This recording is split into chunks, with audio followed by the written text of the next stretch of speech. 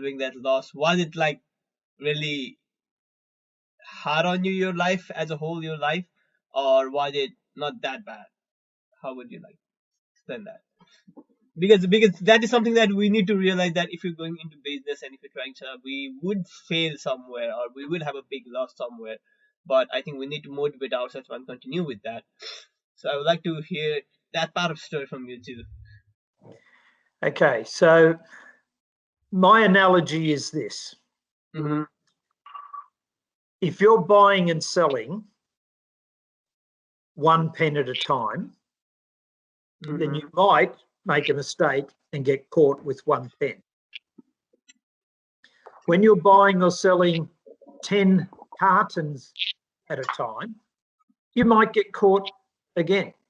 And if you're buying a container load, somewhere along the way, you're going to make a mistake. So if you do not have the courage to fail, you have no right to succeed.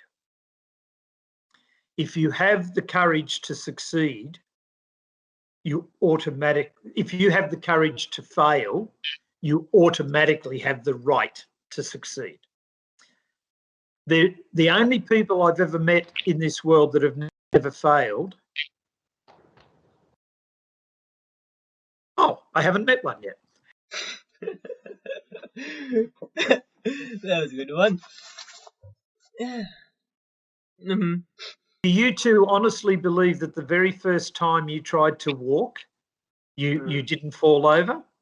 Do you think the very first time you tried to feed yourself, you didn't end up with food around your face instead of in your mouth?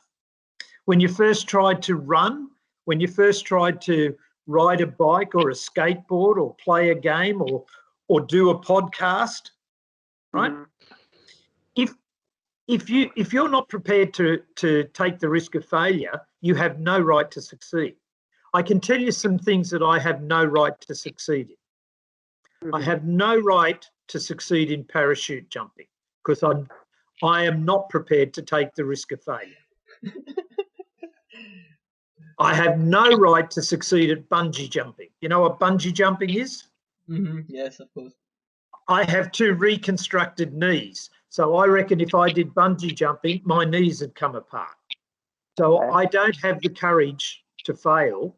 I don't have the right to succeed. When I failed in that job, in that particular exercise, there was a guy there that was, my business had to go into liquidation. And I was feeling very bad at the time. And the chap said to me, I won't tell you the actual words he used because it was pretty straightforward stuff. You can go on with that. This podcast is like free of all those kind of things. You can Sorry? go on straight.